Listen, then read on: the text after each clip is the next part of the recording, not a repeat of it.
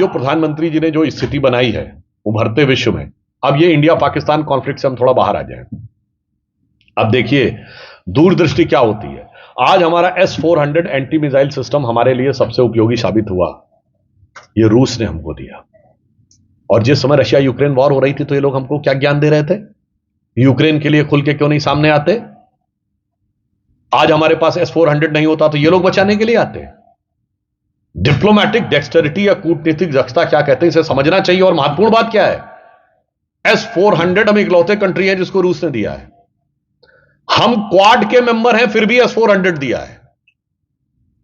अब यहां पे देखिए, इसे कहते हैं डिप्लोमैटिक कॉम्पिटेंस, कूटनीतिक कुशलता, कि क्वाड जो अमेरिकन ब्लॉक माना जाता है उसके मेंबर को S-400 दे रहे हैं। अब आप आइए, उसके बाद हमने रशिया से S-400 लिया फिर भी अमेरिका प्रीडेटर ड्रोन दे रहा है, जो नेटो कंट्रीज के बाहर किसी को नहीं दिया है। एग्रीमेंट हो गया है, अभी वो सप्लाई नहीं शुरू हुई है।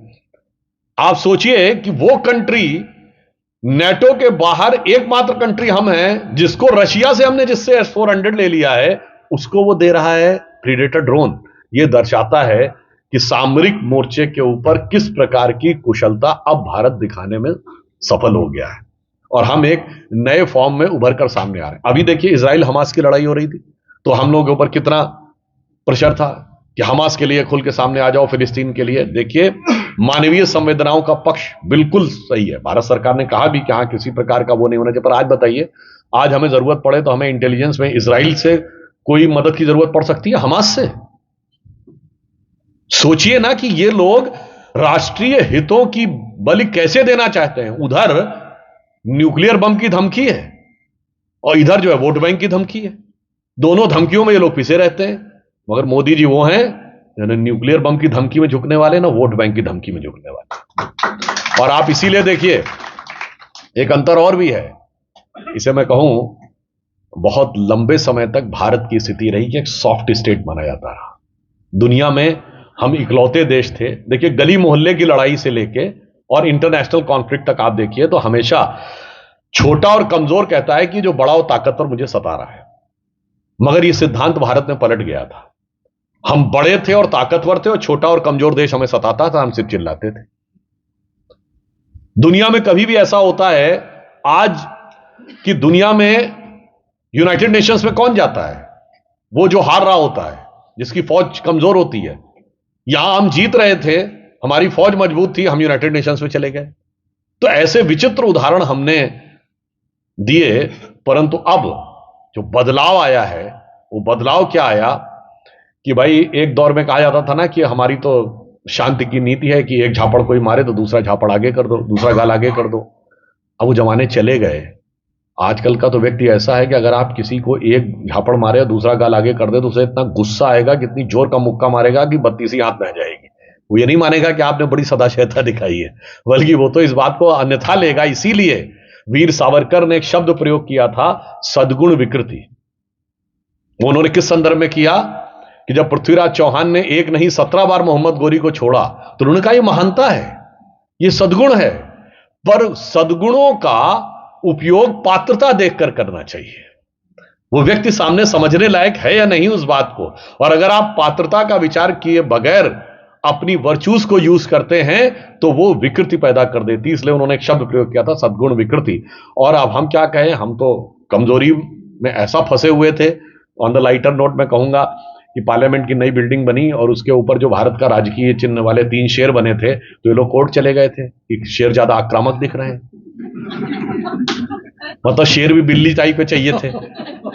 मगर अब कोई ऐसी बात नहीं है। भारत माता का ऐसा शेर है वहां पर, और ऐसे शेर वाला विचार आ गया है कि अब भारत के वास्तविक उसका उदय हुआ। अभी जो राजकुमार जी ने 2 पुस्तकों के बारे में कहा, एक एसेंस ऑफ इंटीग्रल ह्यूमनिज्म और एक माननीय सुरेश सोनी जी की पुस्तक हिंदुत्व। तो इससे मुझे याद आता है, पहले पॉलिटिकल अर्थों में भी प्रयोग होता था ना भारत के स्वरूप में। तो पहले क्या होता था, वो लोग कहते थे ना हमें हिंदू समझ में आता, हिंदुत्व नहीं समझ में आता। बिल्कुल सही बात है। याद करिए जब भारत 30-40 साल पहले हमारी रेट ऑफ ग्रोथ क्या थी, 1.8 और 2%। उसे क्या मजाक उड़ाया जाता था, it is a Hindu rate of growth. हमारी इकोनॉमिक ग्रोथ 2% से ज्यादा नहीं होगी। ये तो हिंदू ग्रोथ रेट, अभी हिंदू से क्या लेना देना था उस ग्रोथ का। मगर वो लोग सत्ता में थे जिनको हिंदुत्व तो समझ में नहीं आता था, सिर्फ हिंदू समझ में आता था। और रेट ऑफ इन्फ्लेशन क्या होती थी? 10%, 12%, 14%, 16%। 1973-74 में 26%। जिस जमाने में वो मनोज कुमार की फिल्म का वो गाना है, पाउडर वाले दूध की मलाई मार गई, राशन वाली लाइन की लंबाई मार गई, और बाकी जो बचा था सब महंगाई मार गई। 26% rate of inflation and rate of growth negative. और उसके बाद आके इकोसिस्टम यह प्रचारित करता था, अरे साहब 50 साल की सबसे बुरी आर्थिक स्थिति। अब जब पहली बार हिंदुत्व को समझने वालों की सरकार आई, पूर्ण बहुमत नहीं था, आंशिक बहुमत था, तो अटल जी के दौर में रेट ऑफ ग्रोथ 8-8.5% तक को टच की, और एवरेज ग्रोथ रेट 5.5% रही, और रेट ऑफ इन्फ्लेशन 3-3.5%। 2003 और 4 में थर्ड क्वार्टर में हम पहली बार ऐसा हुआ जब हमने 10% की ग्रोथ रेट एक क्वार्टर के लिए अचीव की। फिर जब मोदी जी की सरकार आई, जो और प्रबल हिंदुत्व वाली सरकार थी, पूर्ण बहुमत था, तो आप क्या हुआ? Consistently rate of growth rate of inflation से दुगने पे रही। आज रेट ऑफ इन्फ्लेशन, महंगाई की दर 3.14 है, और ग्रोथ रेट 6.5% के ऊपर है। इंटरनेशनल मॉनिटरी फंड की चीफ क्रिस्टिना जॉर्जिएवा ने कहा है कि नेक्स्ट ईयर 15% ग्रोथ रेट के साथ भारत दुनिया का ग्रोथ इंजन बनने जा रहा है। अब यह क्या है? जब इन लोगों की हिंदू ग्रोथ रेट थी तो फॉरेन एक्सचेंज रिजर्व कितना था? 91 में $1 बिलियन से कम। सोना गिरवी, रुपए का 2 बार डिवैल्यूएशन। 100 बिलियन कब पहुंचा? 2004 अटल जी की सरकार में। 500 बिलियन कब पहुंचा? 2019 में मोदी जी की सरकार में। आज 750 बिलियन है। ग्रोथ रेट वर्ल्ड में G20 कंट्रीज में टॉप के ऊपर है। रेट ऑफ इन्फ्लेशन सबसे कम है, और इकोनॉमिक ग्रोथ में India is considered as the brightest star. यह है हिंदुत्व ग्रोथ रेट, और वो थी हिंदू ग्रोथ रेट। और इसके साथ साथ एक अलग स्वाभिमान भी है। वो स्वाभिमान क्या है कि पहले शांति शांति की बातें होती थी, जिसे हम कहते हैं ना, क्या मिला हमें आज तक शांति शांति की बातें कर कर, क्या मिला हमें आज तक नेहरू गांधी बनकर। अरे आधा पंजाब गया, कश्मीर गया, और चला बंगाल गया। आधा आधा चला गया ना। Half of the Punjab has gone, half of the Bengal has gone, half of the Kashmir has gone. Punjab गया, कश्मीर गया, और चला बंगाल गया, और चीन के हाथों मानसरोवर का वहां ऊंचा भाल गया। अब यह हिंदुत्व का दूसरा स्वरूप है, जो आज जिसको प्रधानमंत्री जी ने कहा है। तो जो अटल जी की प्रसिद्ध कविता हम सब ने बचपन में सुनी, और हमसे जो बड़े लोग हैं उन्होंने तो शायद हो सकता है खुद भी अटल जी के मुंह से सुनी हो, हिंदू तन मन हिंदू जीवन, रग रग हिंदू मेरा परिचय। और आप ये समझिए, क्योंकि इसका नाम ऑपरेशन सिंदूर रखा गया है, और सिंदूर का हमारे यहां धार्मिक, सांस्कृतिक और भावनात्मक महत्व तो है। धर्म में क्या महत्व है? 2 ही जगहों में महत्व है। एक, 9 दुर्गा के अंतिम दिन सिंदूर खेला होता है, और दूसरा, हनुमान जी अपने पूरे शरीर के ऊपर सिंदूर लपेट के रखते हैं। लाल देह लाली लसे अरुधरी लाल लंगूर। और ये दोनों ही, मां दुर्गा और हनुमान जी, उसी शौर्य के प्रतीक हैं। जिसे अटल जी की उस कविता के पहले छंद में कहते थे, हिंदू तन मन हिंदू जीवन, रग रग हिंदू मेरा परिचय। तो अब ये जो नया स्वरूप है कि मैं शंकर का व क्रोधानल, कर सकता जगती छार छार, मैं डमरू की प्रलयंकर ध्वनि नचता जिसमें भीषण संहार, रणचंडी की अतृप्त प्यास, मैं दुर्गा का उन्मत्त हास, मैं यम की प्रलयंकर पुकार, जलते मरघट का धुआंधार। फिर अंतरतम की ज्वाला से, फिर अंतरतम की ज्वाला से जगती में आग लगा दूं मैं, यदि धधक उठे विप्लव लेकर जलथल अंबर जड़ चेतन, तो कैसा विस्मय, हिंदू तनमन हिंदू जीवन, रग रग हिंदू मेरा परिचय। अब यह एक बदलता परिदृश्य है जिसे हम लोगों ने दिखाने का प्रयास किया। अब इसमें एक और बात आप देखिए, डिप्लोमेटिकली और स्ट्रेटेजिकली अगर आप देखें तो सिर्फ डिप्लोमेटिकली और उत्साह से काम नहीं चलता है। मैं तो इंजीनियरिंग का छात्र हूं। वर्ल्ड का पावर स्ट्रक्चर तब चेंज होता है जब टेक्नोलॉजी का पैराडाइम शिफ्ट कर दें। आप ये बताइए, सेकेंड वर्ल्ड वॉर से पहले वर्ल्ड का पावर सेंटर यूरोप में था, ब्रिटेन और जर्मनी लड़ रहे थे। ब्रिटिश एम्पायर के बारे में कहा जाता था, in British empire the sun never sets. लोग कहते थे अंग्रेज के राज में सूरज नहीं डूबता, भाई भगवान भी उनके साथ है। But what happened to British empire after 1945?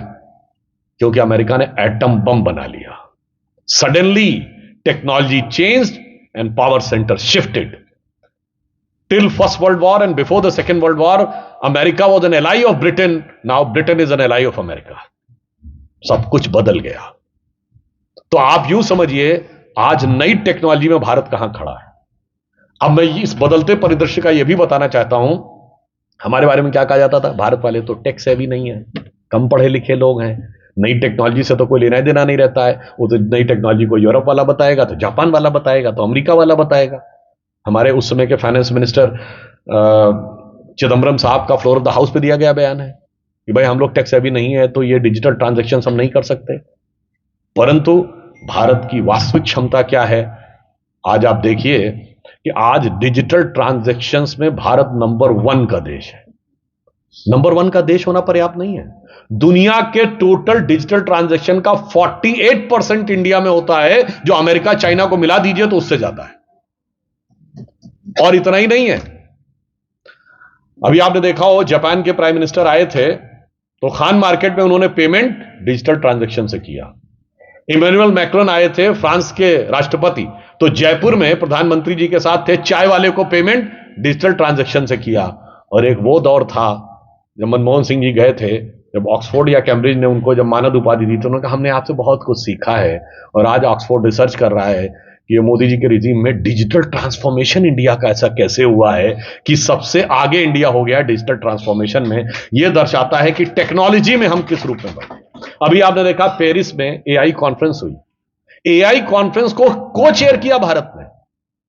मतलब नई उभरती हुई एआई की टेक्नोलॉजी में भारत को चेयर करे, इसका मतलब we are the leading position. और वो इस समय जो आर्टिफिशियल इंटेलिजेंस की एडेप्टेबिलिटी है उसमें इंडिया सबसे बेहतर स्थिति में, यानी जो यंग प्रोफेशनल्स एडॉप्ट कर रहे हैं, बोथ चाहे प्रोफेशनल हो या नॉन प्रोफेशनल हो, तो भारत में एआई की एडेप्टेबिलिटी इस समय बहुत अच्छी स्थिति में चल रही है। अब आप सोचिए 5G रोल आउट में भारत दुनिया के टॉप मोस्ट देशों में से एक है। हमने आपको बताया डिजिटल ट्रांजैक्शन में हम नंबर 1 के देश बने हैं। और अब आप देखिए एक और चीज का अंतर है, डिफेंस प्रोडक्शन में हमारी आत्मनिर्भरता अब यह हुई है कि करीब 72-73% कंपोनेंट ऐसे हैं जो भारत में ही बनते हैं। हमने डिफेंस में एक्सपोर्ट करना शुरू किया, जो चीज पहले कल्पना से परे मानी जाती थी कि ब्रह्मोस मिसाइल हम एक्सपोर्ट कर रहे हैं, फिलीपींस को एक्सपोर्ट कर चुके हैं, 2 अन्य देश हमसे एक्सपोर्ट का ऑर्डर ले रहे हैं। 100 से अधिक सैटेलाइट, जिसमें तमाम देशों के सैटेलाइट थे, भारत ने लॉन्च करके दिखाया। यह दर्शाता है, और चांद के अछूते कोने तक पहुंचने वाले हम दुनिया के पहले देश बन गए, साउथ पोल पर। यह तो है।